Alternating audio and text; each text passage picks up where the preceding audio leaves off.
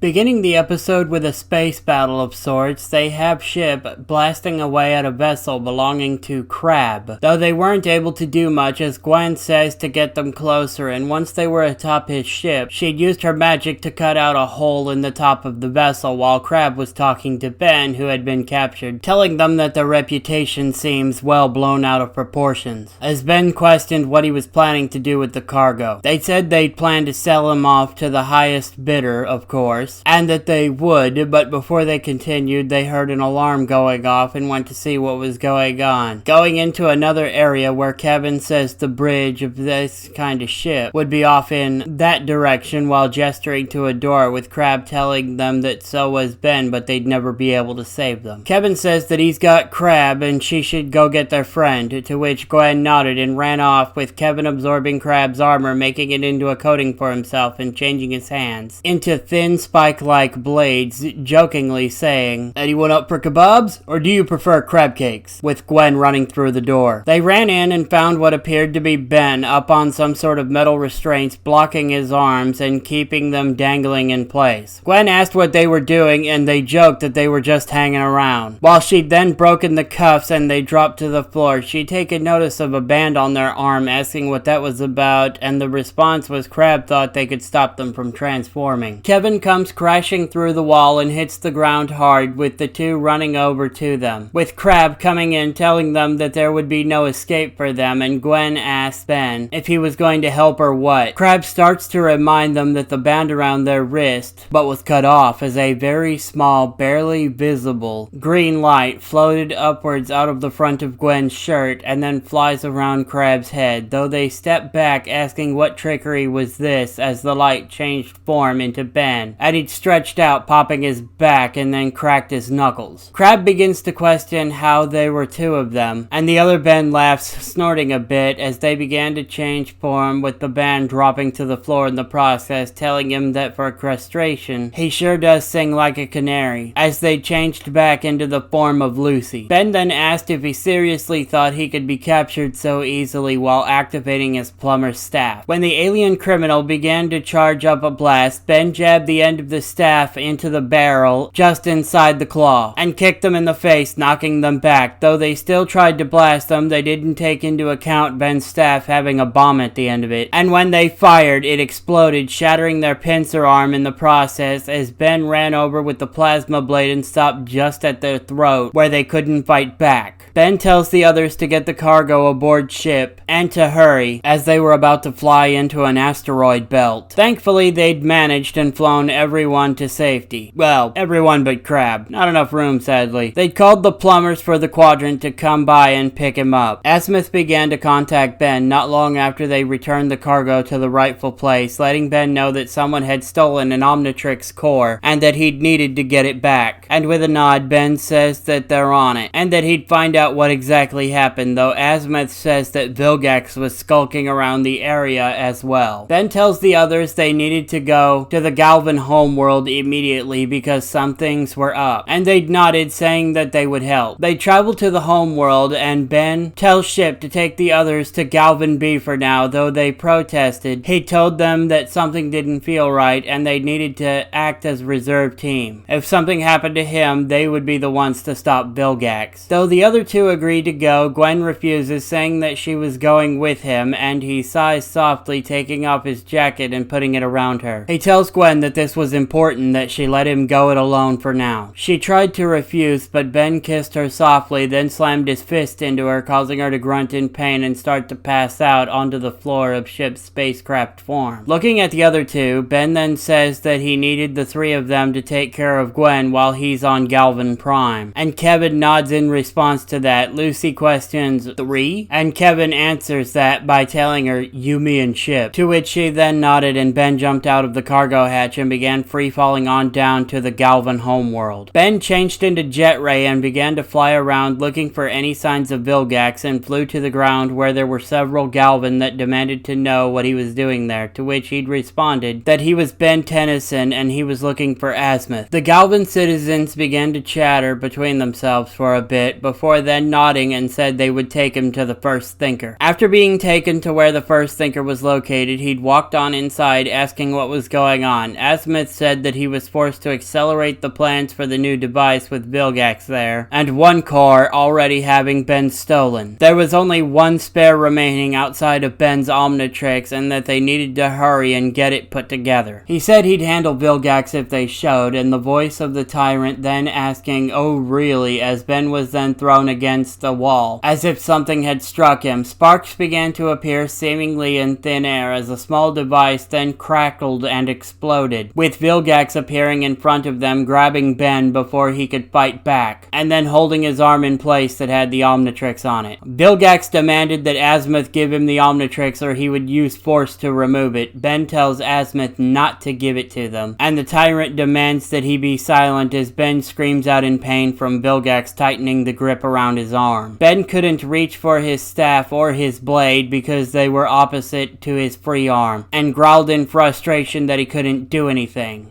Azimuth told them to stop and that he would meet his demands, and Ben says not to give in to the tyrant, though the first thinker says that he will not allow another life to be lost because of his inventions. Vilgax then leaned forward to gloat, smirking in Ben's face, only to be punched in the eye with Ben's free hand, and they'd gotten angry from that, snapping Ben's arm that had the Omnitrix on it to teach him a lesson as blood began to slowly appear running down his damaged limb. The first thinker calls out to Ben, telling him to stop this as Vilgax dropped Ben onto the ground as he was in too much pain to keep fighting. Azimuth then deactivated the coupling of the Omnitrix as Ben refused to let it go. Even after it was decoupled, the alien warlord then slammed his foot into Ben's side, causing him to cry out in pain again, with Azimuth telling him to let it go. Ben refused, saying that he wasn't going to let this tyrant get his way so easily, though Vilgax kicked Ben with the tip of his boot, making him drop the Omnitrix as he crashed into a table, and picked up the watch with a dark smile pursing across his lips. He then began to laugh, saying that soon his plans would be ready, as he'd added the Omnitrix to his arsenal and left. Azimuth went to check on Ben to make sure that he was alright, and Ben's reaction was to spit blood out into the face of the first thinker. They sighed and said that he'd understood Ben's reaction, but that he'd had a plan for what to do next, and said that they were not going to let Vilgax keep the Omnitrix as it was far too powerful to be left in their hands.